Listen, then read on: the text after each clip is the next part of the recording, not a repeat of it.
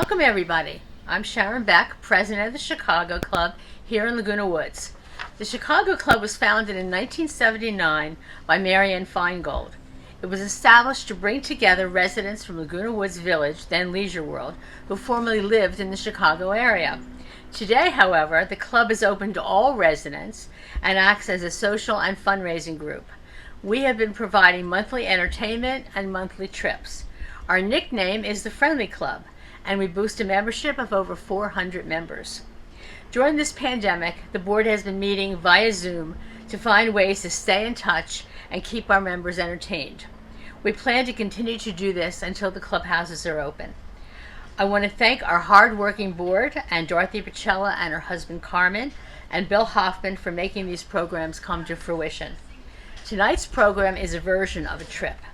While you can't physically go, you can enjoy both the scenery and the history of the venues that we will visit. So sit back and enjoy. Hi, this is Bernie, your travel guy. Since we can't be together, I hope you enjoy receiving my emails about the Chicago Club's entertainment and virtual travel events. We have the second Thursday of each month at 7:30 p.m. reserved on Village Television Channel 6, so we can share with everyone a sample of the entertainment and travel opportunities offered by the Chicago Club here at Laguna Woods Village. As the Vice President of Travel for our club, I want to let you know that our buses are waiting for you, and we will again offer the best day travel options available as soon as we safely can be together here on the bus. Please enjoy our monthly television events. I hope to see you all in person very soon at Clubhouse 5 and traveling with us on our bus trips. Till then, please stay safe and sound. Welcome to the Chicago Club. We're so excited that you're joining us today because we have another great program planned for you. We hope you enjoyed our last travel show, and we're going to continue to keep doing these for you. As you know, we love being on the bus and traveling to all of our destinations. But the Chicago Club figured out, well, if we can't take you on a bus, why don't we take you through the magic of video and the great TV6 show that we're showing today. Today's going to be fun because we're going to two coastal cities, Dana Point and San Clemente. The important part of this, though, is that the Dana Point is exactly 20 minutes straight down Moulton. So it doesn't take long to get here, and it's a great opportunity to come explore some of the towns that are very close to the village. Get in your car and drive. As you know, our host today is Bill Hoffman. And so what we're doing is taking you to Dana Point, and we all know Bill, and we love Bill. So we're starting here in Dana Point in a very important part, and I particularly am intrigued because the history of Dana Point. I've been coming here for years, and half the things Bill has already shared with me, I had no idea. So hold on, get comfortable, get a drink, have a Coke, and we're going to take you on a tour down to Dana Point and enjoy the beauty of this beautiful coastal city. Yeah. And Bill Hoffman, if you haven't been on our buses, come visit us in the future. But many of you, hundreds of you, know Bill Hoffman. So I introduce Bill to give us our guide for the great day we have planned. Thank you, Dorothy, and hello, Chicago Club. I'm Bill Hoffman. I prefer the name Hoffy, and I'm excited to talk about two coastal cities today, Dana Point and San Clemente. They both have a very interesting history, and they have something in common. Both cities were started by developers that wanted to build a Spanish village by the sea. They built some beautiful Spanish colonial architecture, but unfortunately the Great Depression hit and they had to abandon their dreams. So in this program, our second show, we're going to take a look what happened to the dream and how are the cities trying to resurrect that dream. And if you take a look at this stream-spanning arch, you can see that Dana Point has really brought history back. They're refurbishing their entire town center and they're bringing back historical aspects. But Dana Point is different than San Clemente because of this guy, Richard Henry Dana. Back in the 1830s, he sailed all the way from New England, and he thought that Dana Point was the most beautiful spot on the California coastline. and he loaded hides onto the ship as he went up and down the coast of California. He was a great man, a brave man. He went back to New England, became a lawyer, and we'll talk about him later. But the city is named after Richard Henry Dana, and they think they chose a real hero. So we can take a look at Dana Point, and this is the Lantern District. So let's go learn about the lanterns. Years ago, Dana Point adopted a town center plan. They wanted to revitalize this central area. There were too many vacant lots. So what they did is they brought in a consultant, and they did some beautiful streetscape improvements, and they brought in some big development, and you'll see that later. But look at this job they did. They brought in crepe myrtles, they brought in Canary Island palms, they widened the sidewalks, they put in these sitting areas, and bird of paradise, which is the city flower of LA, by the way. They've really done some nice improvements. They have bike racks, and take a look, they even have the brick crosswalks. This is Del Prado Street, and this is the street that they want to be a real pedestrian street. They want to slow the traffic down on Del Prado. The city of Dana Point's done. They brought back the old lanterns, and the lanterns go back to the days when the ships would come into the harbor. They would have different color lanterns depending on what they were selling. And Sidney Woodruff, the developer of Dana Point, thought, wow, what a cool idea, let's bring back the lanterns. So there's ruby lantern, amber lantern, blue lantern, violet lantern, amber lantern. And this is the way the lanterns look on the ships. And the city decided to bring them back as a historical element. And I'm very, very glad they did. And Dorothy likes this idea. She thinks it's good marketing. So take it away, Dorothy. When Bill taught us what the different lanterns mean and the colors, I was very excited because I'm a retail maven. And what was really cool is what I could imagine was when the ships are out in the harbor, all these different lights are on, and it would tell everybody what was on the boat for sale. Well, as a retailer, when you walk into a department store, there's the store directory. And you look up what you want, and you go to that floor in that department. So this was early in the 1800s. It was the store directory of the retail and the very beginning of what we're doing. So it's very fun and very cool. And don't forget that lanterns at night, they have the color, so you can't see it now. But this is the ruby lantern, and that's a red light because it's ruby. So anyway, I was just loving the story because it really has a current application to us. And I want to add one more thing. Street lights are very, very important to the identity of a city, especially to the town center. Los Angeles has a lot of beautiful vintage street lights, and they've just adopted a new street light for the city of Los Angeles. It has a smaller globe, which is only 14 feet above the sidewalk, which is pedestrian scale. Then it has a taller one. So street lamps are very, very important. And Carmen, if you could take a look at this one, that's another example of a more vintage globe design, which is very appropriate for the town center. Okay, let's go. Okay. Okay, everybody, we are still in Dana Point, and we are at the home of Sidney Woodruff. He is the man who had the vision for creating a Spanish village, a beautiful resort in Dana Point. And this is his historic home that was built in 1928.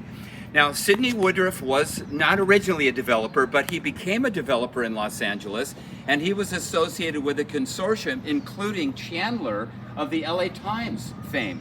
And by the way, Otis Chandler actually bought the Headlands property, which is the famous promontory point. But by the way, Sidney Woodruff is pretty famous. If you'll take a look here, Sidney Woodruff developed Hollywood Land.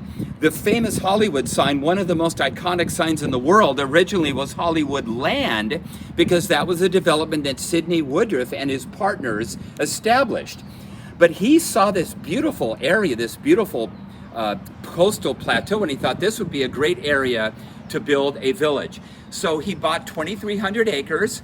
He sold a number of lots, but unfortunately the Great Depression hit, and he had to abandon his plans. He undergrounded the utilities, and as you can see, he liked the Spanish colonial revival look, but I think he had a beautiful vision. And we're super lucky. We have the owner of the Sidney Woodruff House. His name is Robert, and if Robert could talk a little bit about owning a historic home and whether it's a hassle or not, or it's more fun than not. So thank you, Robert. Sure. Well, we bought the house 5 years ago, so we're a fairly recent owner. Most all of this that you see is original. This add-on above the garage is not original, and there's some area in the back that's not original. It was put under the Mills Act, which is a beneficial act that helps you with property taxes, and you go on the National Register, and this is the National Historic Register. The requirement is that I have to maintain the roof, the Spanish tile roof, and maintain the stucco, white stucco. And also have to use have to replace with wooden windows. I can't use any plastic or any metal windows. So that's the only restrictions. On the inside, there are no restrictions, but we've pretty well maintained it as it was. In fact, we've taken out some floors that didn't look very good and put back in narrow plank oak floors, which were the original floors in the house. Yeah. And also restored some tile that had been damaged. So was there a lot of tile in the kitchen or the bathroom? Not a lot. The kitchen is a new addition, so it's made to look like the era, but it is not the original kitchen. The original kitchen, as in many of these houses, was a very narrow Pullman-style kitchen. Very little pantry space, and so in a modern kitchen, you kind of needed to expand it, but we did do it again with the wood floors to maintain that. We have re-roofed the house, and so we had to take, as you see our neighbors are doing right now, we have to take the tiles off, store them, and reuse them to the extent you can. That's part of the agreement I have. Okay. So those tiles are, what, 90, almost 100 years old. Wow. And you can see, if you see on the sides here, many of these were made either locally or on site. And the way they form those, you see those rivets. Yeah. So they would take the tile, they would put it over their thigh to form it, and then they would take their fingers and just scrape along it while the mud was still wet and then stored. And that allowed the drainage to occur. You know, some of the tiles were made in Temescal Canyon. Okay. Yeah, that was in the area in Riverside County. That was a big area for these tiles. Right, so I knew they were local. Yeah. Oh, I never knew that. That is fascinating. And they aren't kiln dried, they're air dried, and so they're not reinforced. They don't meet the standards of what you'd have to use today. So I can, if I happen to damage any, I can match the tile with the modern tile, but it won't be the same tile. They're still made in some areas of Mexico, but you can't use them for building materials. Yeah. Now, you were telling me that inside the house the wood is stenciled. Right. Are they patterns that an artist put in? Yes, they're repeating patterns that look somewhat like tiles, but they're actually painted onto wooden beams. So if you go into a Spanish colonial house, and by the way, Spanish colonial revival is the most common revival style in Southern California, and it's because after all, the Spanish established the missions, and then the Mexicans took control of California, so it's only appropriate. Many beautiful Spanish colonial homes have wood stenciled ceilings and trusses, which I think is a cool feature. Right. And look at his front door. Is that original? I believe that's the original door. Yeah, that's the original door. It faced the other way. That alcove wasn't there. Yeah. That's the original. Yeah, I was curious. The ironwork's all original. So there's the original ironwork on the inside. Look at the ironwork supporting the rain gutter. That's probably, I'm not sure if that's original. It's been added on. One of the characteristics of this tile is it's staggered, so I had to have this special downspouts and special drains made so that it would capture the water. Oh, that's cool. And I like the stucco. It's a very clean look, and it's typical of Spanish. How thick are those walls? I think they're pretty thick. They are, but they're lath plaster, so the interior walls are not drywall. They're lath plaster. Oh, okay. Yeah. And so some of the walls are, there's a wire in it, and then a lath plastic that goes over it. Yeah. So they're very thick, and the insulation is great because of it. So yeah, it's fantastic. Between the Spanish tile and the adobe, and the adobe and the lath plaster, we very rarely get a day where it's over 75 or 80, even great. when it's maybe 90. That's called passive energy use. That is a fantastic. I had one more question about the house. As part of the Mills Act, you have to keep it to historical standards for 10 years? They grant it for the initial 10-year period, and then they extend every year thereafter. So as long as you're abiding by it and you want it, and the benefit is a significant property tax savings. Yeah. Which somewhat offsets whatever you have to do to kind of maintain it. But I'd say it's more beneficial to And that's a state law, by the way. It's called the Mills Act. If you go to a place like Anaheim and you buy a craftsman bungalow and you enter a contract with the city for 5 or 10 years and you agree to refurbish it to standards, and you get a break in your property tax. Right. Significant break? Significant. It's about, compared to what the market value is today, it's probably about 25-30%. Wow, that's fantastic. Well, yeah. Well, Robert, this is super nice of you to do this, to show us your beautiful home and of a very famous person who did a nice thing for Dana Point. And we were discussing there's about 23 Spanish colonial homes that are still in existence from the 20s all around Dana Point. But this is the most beautiful. If fair enough. I don't know if you're interested, but the garage door is not original. There's only one house left that I know that has the original doors. They were sliding doors. Oh, wow. They weren't the roll-up kind, and they had a star pattern. So if you go to the house, a blue lantern all the way at the end on the right-hand side, and then look down, you'll see a garage door that has a star pattern. Oh, okay. That's cut into it, and that's the original. original. Oh, cool. That's the Very original cool. doors. All right. Well, thank you so much. I was glad you were cleaning your car because we got this unusual opportunity. Thanks again, Robert. I really appreciate it. Bye-bye. Thank you. Promontory at the cliff above the Dana Point Harbor. And it used to be a fantastic surf spot. It was called Killer Dana. Look at how long these rides were. You notice that the surfer has what they call a right shoulder. He's going to his right. And they catch the wave here. They come all the way in. It was a 1.5-minute ride. That was Killer Dana. But in 1971, they built a beautiful marina. The surfers were not happy, but the boaters were. Take a look at the beautiful Dana Point Marina. And to the right, you can see the promontory. That's the headlands of Dana Point, a very famous area. And by the way, Dana Point is really famous for surfing. We have Doheny State Beach, but Hobie Alter worked in Dana Point, and he lived there for a while, and he built the famous Hobie Cat, the catamaran with the colorful sails. He also developed the best way to use foam surfboards. So Hobie Alter and the other guy, Bruce Brown, who did the famous surf film, The Endless Summer, they're both worked and lived in Dana Point.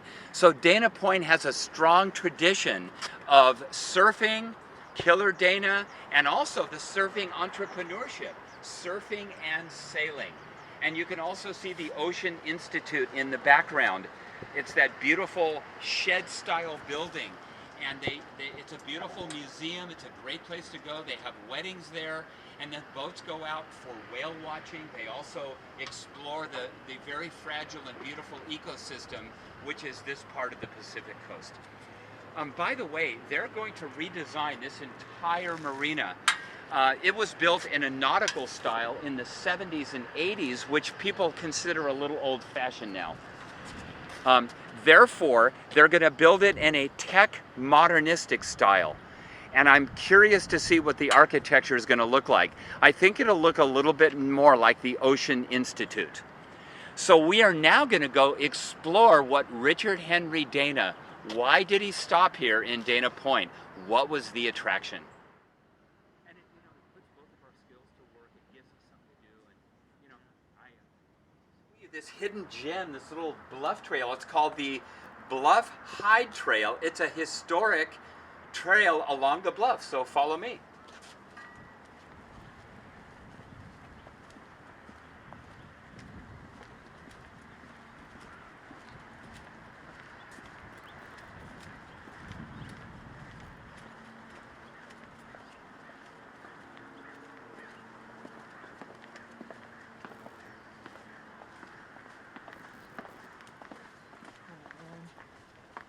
So this is the famous statue called the Hide Thrower. And these were the sailors that came from New England. They went around Cape Horn. That's a dangerous trip. Imagine that. There was no Panama Canal. They came up the coast of South America, and their goal was hides. They bought hides from the missions. And once the cattle were slaughtered, they dried the hides out, and they would throw them off the cliffs down to the boats. And they would row the hides to the brig Pilgrim. And Richard Henry Dana was so athletic that if some of the hides didn't make it all the way down the cliff, he would actually climb the cliff to get the hides. But by the way, why are hides so important? Because of leather. New England needed leather for boots and hats and shoes. And as you know, the New England climate is not conducive for raising cattle. So these hides were so important, they called them California banknotes. But Dorothy, don't you think that's a beautiful statue? Pretty dramatic. Absolutely gorgeous. When you look at him in detail, he's got his knife back here, and he's just all muscle. Yeah. I mean, talk about Yeah, this guy is built. This guy's buff. He's buff. Yeah. And lo and behold, I mean, when I think about what they went through to get something to the vessel to be able to sell it, back to my retail story. I mean, this is a heck of a job just to source your merchandise and get it on the boat. Yeah, This guy's a hunk. He's a hunk. And by the way, they went up and down the coast of California. They stopped in San Diego at Point Loma, and the Native Americans, they met them there. Then they came up to Dana Point, and the mission, San Juan Capistrano, had a good hide trade. Then they stopped in Santa Barbara. There was another place to collect hides, and then they went further up the coast. So this is the hidden and beautiful hide drawer statue. Okay, we're going to keep walking down the history trail. I have one more surprise for you, Dorothy. And we have another historical monument. And this, by the way, is the foundation of a hotel. So let's take a look. You can see the V-shaped arches, which was popular in Spanish colonial architecture. It's actually a Moorish, Northern African adaptation of Spanish colonial, which was common. So guess what this was? This was the Dana Point Resort Hotel that Sidney Woodruff was going to build to complement his beautiful resort town. But unfortunately, the Depression hit, and he was never able to finish this hotel. But the city has preserved the foundation of the Dana Resort Hotel. Isn't that amazing? So it's from the late 20s. So here we go. And here's the plaque I'd like you to focus in on. I'm not too good at the dates. I missed it by 1 year. The Dana Point Inn, 1930. These arches were part of Sidney Woodruff's Resort Hotel, the Dana Point Inn. The stock market crash and the Great Depression halted construction, ending his dream. Part of the foundation, the hand-poured concrete arches, remain as a local landmark. Remnants of a 1920s rock path are visible from the bridge crossing the canyon. So let's cross the canyon. Look at, there's Oh, you can see our friend, the hydro, our up there. hydro. So between the arches, and look at our hydro. Yeah. Isn't that beautiful?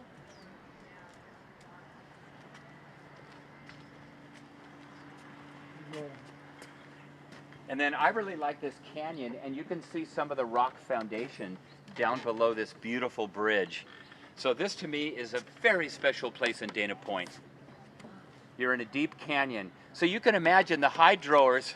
I think it's great. Throwing the hides off the cliff down to the boats. From here. From here. And also, I'll show you where else they threw them later. Okay, so Dana Point did not incorporate till 1989. And before that, Dana Point was controlled by the county.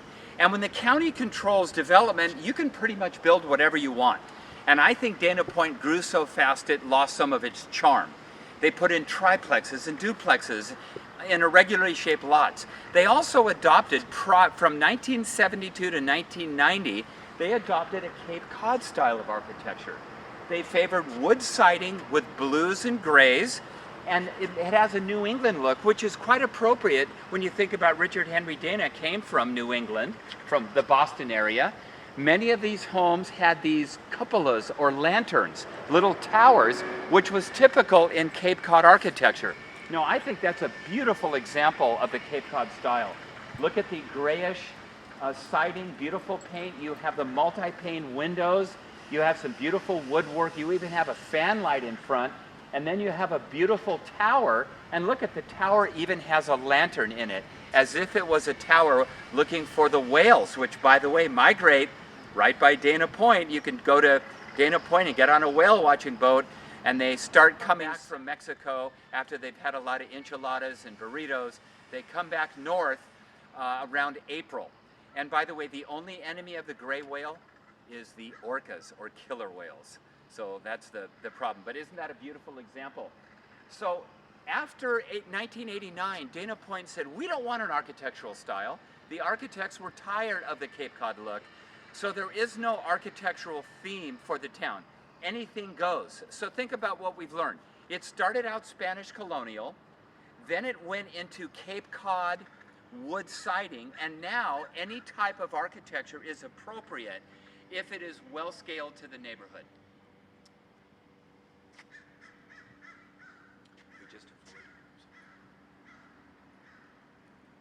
Said before, Dana Point does not have a required architectural theme. By the way, neither does Laguna Beach. Laguna Beach says they have a design review board.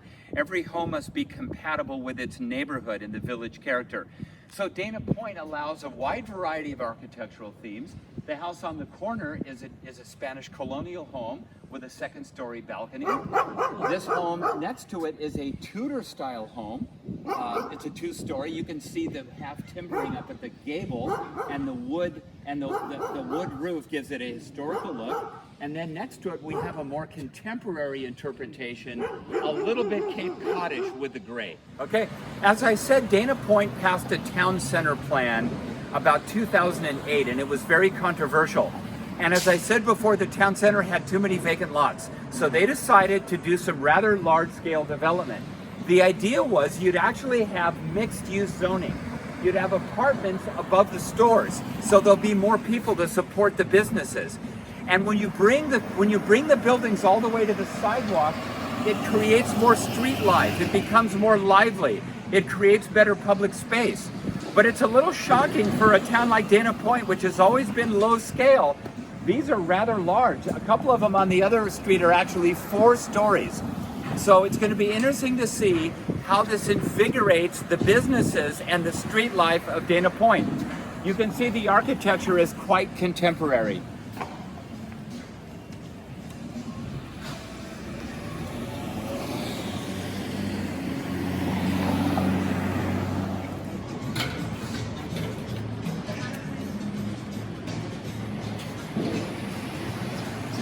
Here in the town center, they have a lot of, they have the vintage street lamps and the bricked crosswalks. I like this vintage sign of the promontories. They have a lot of beautiful overlooks over the cliffs of Dana Point. I think that's particularly beautiful. And there are 5 areas in the Lantern District where you can go to the end of the street and look at the ocean or the harbor. And I like the graphics. I hope you enjoyed today's show. This is our last stop today in Dana Point. And what I'm hugging is a part of the Pilgrim Brig vessel that actually sunk here in the last year. So often when people come to Dana Point, they're looking for the brig, and it's gone. This is all that's left, folks. But it's neat to hug something that literally has so much historic perspective for us. Not to mention the anchor, but the braids that they have, and it's so important. So we hope you've enjoyed coming to Dana Point. This is our last stop. So Hoppy's going to share with us the last part of our history lesson here at the brig. Okay, so I think this is a good place to end our stop at Dana Point. So once again, here's Richard Henry Dana. He was from a fairly wealthy family. He was actually at Harvard University, and he had an illness, and he decided it would be good for him to have an adventure and get some fresh air. So he went aboard the brig Pilgrim all the way around Cape Horn and up the coast of California. And he said that Dana Point was the most beautiful stop. So you can see the cliffs here. And what they did was the brig Pilgrim and other New England merchant ships brought finished goods to the missions in exchange for the cowhides. And they threw those cowhides off the cliffs and they loaded them onto the brig Pilgrim. And Richard Henry Dana went up and down the coast, and his book is called 2 Years Before the Mast, and probably the most famous book about early California history, because he was here in 1835.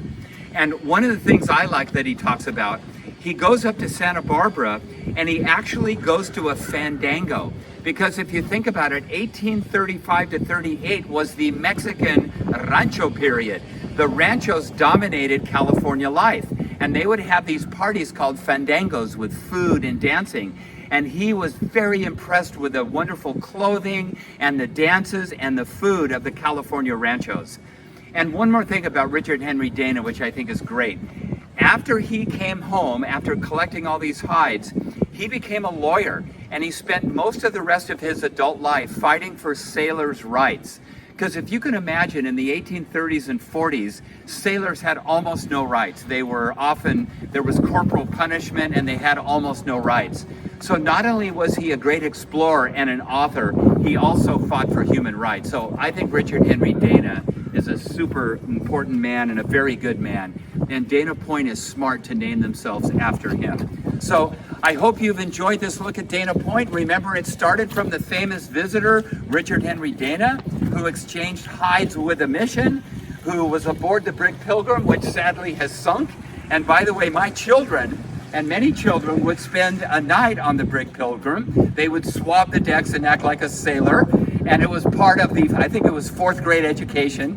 My kids actually hated it, especially my son, because the sailors would order them around, which I thought was hilarious.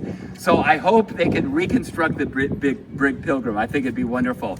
And one more thing.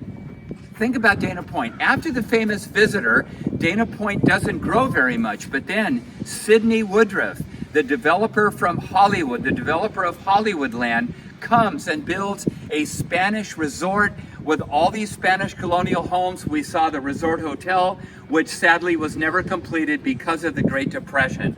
And then we took a look at Dana Point, bringing back the old lanterns of the ships, bringing back the history. And then the town center, where they're really building some rather large buildings, multi-story buildings with contemporary architecture. So Dana Point has good history, and it also has a town center, which is going to be quite vibrant. So Dorothy, we're going to conclude with you, and thank you very much, everybody. We have an audience today. We hope you've enjoyed the show as much as we have producing it and visiting Dana Point today. I always get excited when I'm able to walk on the land that one of our founders of California walked on in 1835. It just blows me away. The other beauty part of our show is, particularly those of you that have traveled with us on our travels, when Bill does our bus tour, we'll arrive at our destination and he'll point to the different things to look at. And the beauty of what we're doing now is he takes you to the things he wanted you to see had you been on the bus and got off the bus. So again, as you have heard me say many times, our tours with Bill is not only the destination but the journey. But today's been all about the journey. So we appreciate your time with us today. And we hope you've enjoyed the show. And now we're off to San Clemente. Another Spanish village. Spanish town. Another Spanish village by the sea, and this time it was Ole Hansen who had the dream. So we're gonna share the dream of Ole Hansen and find out what became of it. Okay, let's move. Welcome everyone to our next segment of the Chicago Club Travel Show. As promised, we've traveled down Coast Highway to continue our story of seaside coastal cities and their historic stories to our cities. So here we are in San Clemente, short drive, and again, our objectives with our show is to have you come to beautiful cities. We know we can't be on the bus, and we miss you all terribly, but we want to share with you some locations that you can go to on your own. So right now, we were a short ride from Dana Point, so if you had done that earlier, it's not far from Dana Point, straight down Coast Highway. Or if you come down the 5 freeway, it was 15 minutes from the village. So here we are in San Clemente, and we're going to have a great time and learn a lot about this beautiful city. And of course, we still have Hoffy to join us for our education and our show this afternoon.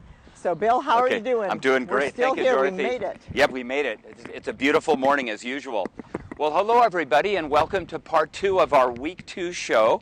We're in San Clemente, which is actually, if you think about it, is the southernmost city in the LA Orange County metropolitan area. And it has a really exciting story to tell.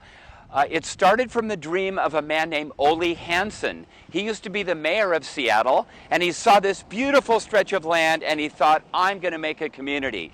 In fact, he proposed the first master plan community, really, in the whole Orange County area. We go back to the story of Ole Hansen. You might wonder how San Clemente got its name. It got its name from the famous Spanish explorer Sebastián Vizcaíno, who in 1602 left Mexico, came all the way up the coast of California, and he landed at San Clemente Island on November 23rd.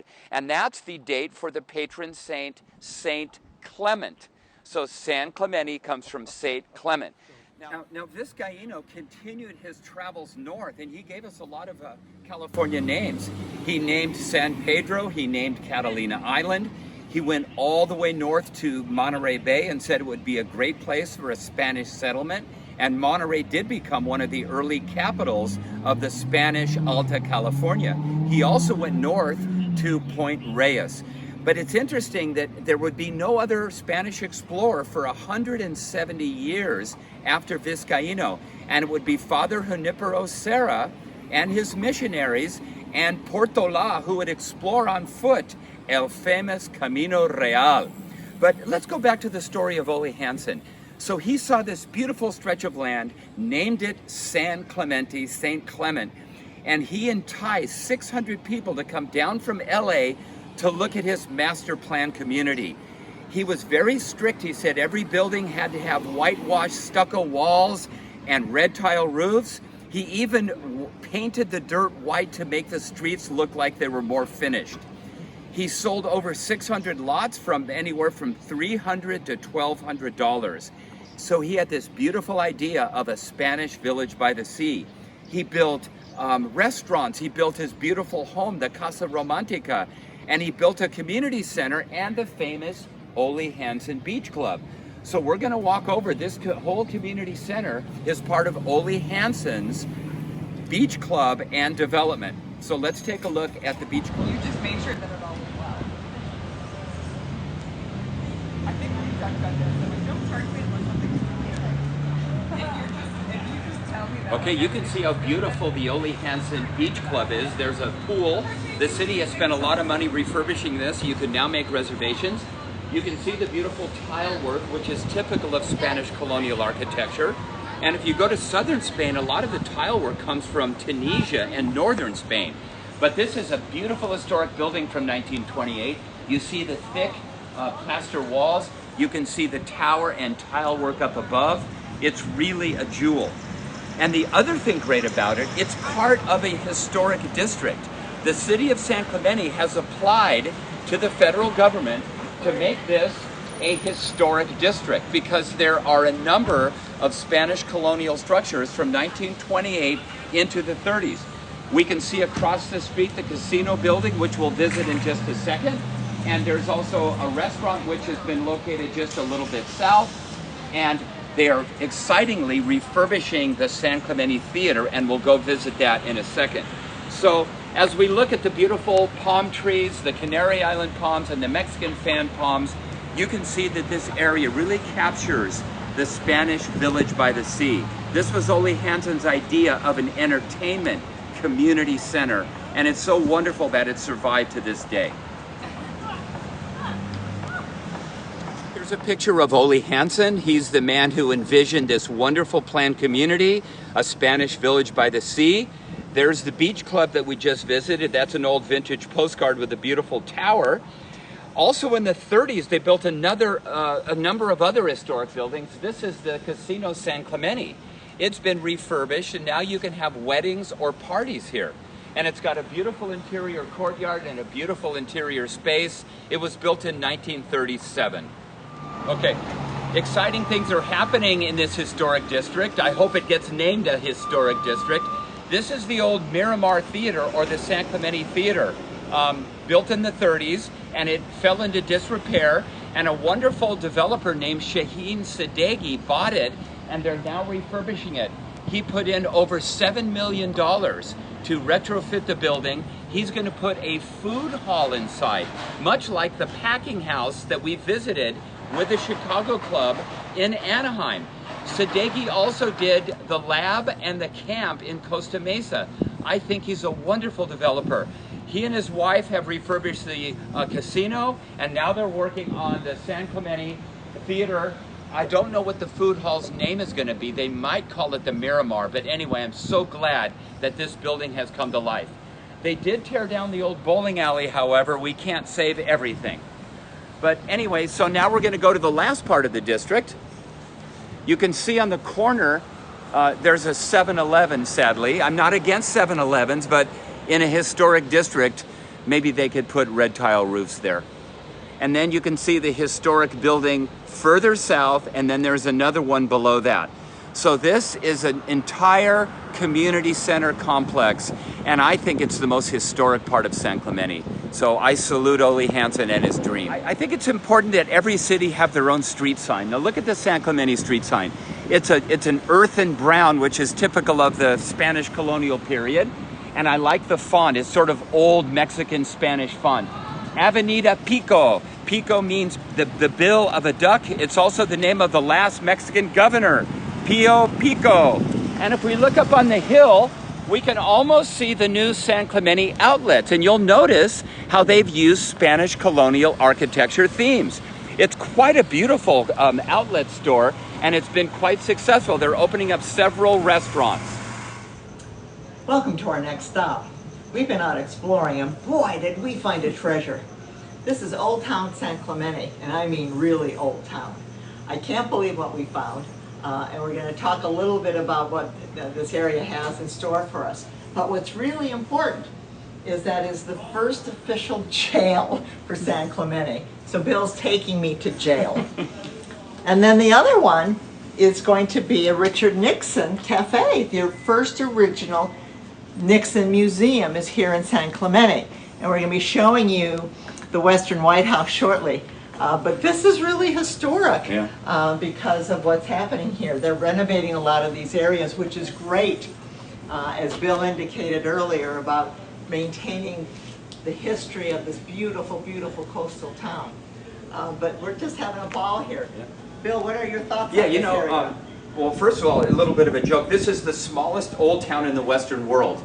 It's off of Palizada, and it's simply this delightful little hidden shopping center. And they have some really fun little restaurants. And you can see with the red tile roofs, they've stayed historic.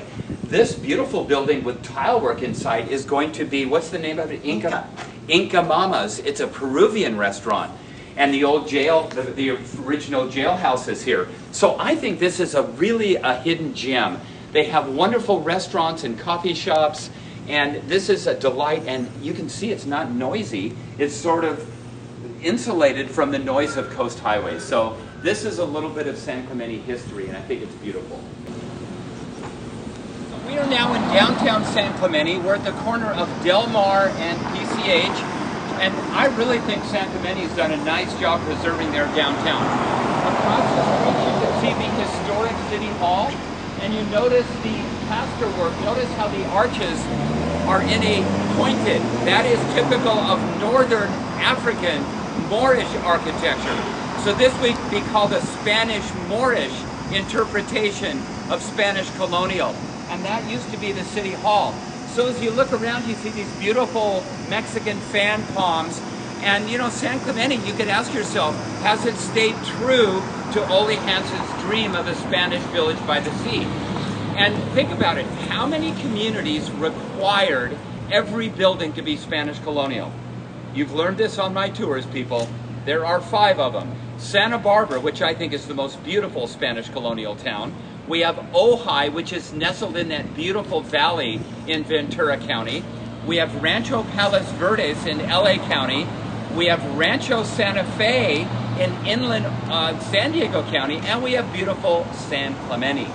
So what we're going to do now is we're going to stroll down Del Mar Street and take a look at their downtown. What do you think of downtown San Clemente? It's fabulous. Yeah. There's such a great mixture of restaurants and retail, and just wonderful things to do in such a short walk. Yeah. Do you come here to eat sometimes? All the time. Oh, I love it. Yeah, love it. Yeah. Really great restaurants. I think this is turning out to be one of Orange County's best downtowns. There's a lot of specialty retail. You don't see a lot of chain stores like Pottery Barn. And look at, they have a nice wide sidewalk. They have beautiful shade trees. They have hanging baskets. They have vintage lamps. I mean, San Clemente did it right. And I remember in the 60s, people would laugh, San Clemente's just kind of a boring retirement area. No way. They've done a beautiful job with their downtown. And you can see most of the buildings are Spanish colonial on both sides. Hello. And another thing that's quite nice, San Clemente has a lot of courtyards. You can see the courtyard over there. You can see this beautiful courtyard. That's a gorgeous building. Hotel San Clemente. I've never been there. It's a historic landmark. So look at that. That is beautiful. Oh yeah. Yeah. Hotel San Clemente. So beautiful job here. Now coming down here, we're going to notice a trend. And this is called a hay bale parklet. What's happened during the age of COVID is that many of the restaurants could not make a living because it wasn't safe to be indoors because of the virus. So many cities said to the restaurants, you can take up parking places and you can even spill out into the street, and people are loving it. Sometimes they actually closed the entire street. They called it a streetery. So the street became a restaurant. So you can see that there's such a beautiful climate here, a Mediterranean climate. How's it going? Hey, has this been popular? Yeah, do people, how long have you been having the outdoor dining? For about 3 months or so. Wow, and people pretty much love it. Yeah. Yeah. Yeah. Some people prefer to eat outside than inside. Yeah, I know, I love that. That is fantastic. Thank you. Also, look, some cities are closing entire streets. The city of Laguna Beach closed Forest Avenue to cars, and people like it so much that they want to make it permanent. So that's about the only good thing I can think about the virus. And look at this. This is a pretty delightful downtown. It's got diagonal parking. It's got good shade trees. It's got sitting areas. It's got tile. So once again, I think this is the pride of San Clemente, and it's so good that Dorothy will come here. Dorothy and Carmen will come here for a nice meal. And you can see on the other side of the street we have another parklet and a sitting area. So this is how you do a downtown. You don't need an indoor mall. The climate is too beautiful. And I like the fact that it's specialty retail. You can find a Pottery Barn or an Applebee's anywhere, but this is mostly specialty retail. So, oh, by the way, come over here, Carmen. This is beautiful. Look at this tile work sitting area. That is gorgeous. They have a vintage car, and they have one of Ole Hansen's original homes that he sold. So I think that's really, really neat. Oh yeah, landmarks on Del Mar, very good. So this home was constructed in 1927. Awesome. So Del Mar Street, with its wonderful shopping and restaurants, is 4 blocks long. It's very walkable, very comfortable. And you can see, this is the corner of Olivista and Del Mar. You can see sort of a modern interpretation of the Spanish colonial, and I think they've done a nice job. And you can see in this part, there's a lot of parklets, because these restaurants need to survive, and people are loving the outdoor dining. In fact, they really want to make it permanent. A lot of these cities call this a temporary use permit, allowing outdoor dining on a temporary basis, but in this fabulous climate, you'd want to make it permanent. So you can take a look up Del Mar Street. You can see it's a very comfortable street, nice shade trees, really beautifully done. Now, so you could ask yourself, has San Clemente lived up to the dream of Ole Hansen? Well, I think you could say in many ways it has. There are tacky areas and tacky buildings because San Clemente grew too fast, just like we discussed Dana Point. But there are 200 historically designated buildings in San Clemente.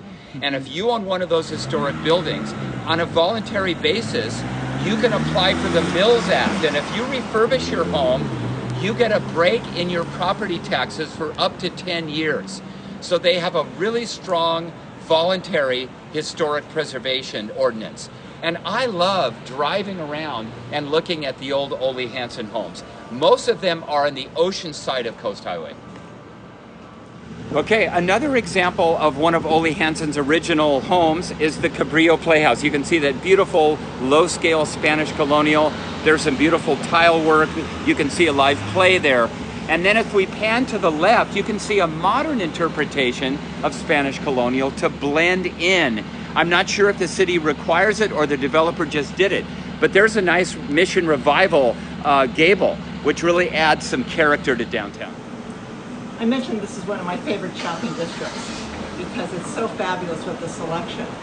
But the important thing to know, and you've heard me say I'm a retired retail maven, is that the stores seldomly turn over. They're always here. So if you find a favorite store, they're probably still going to be here. But look at the example behind me.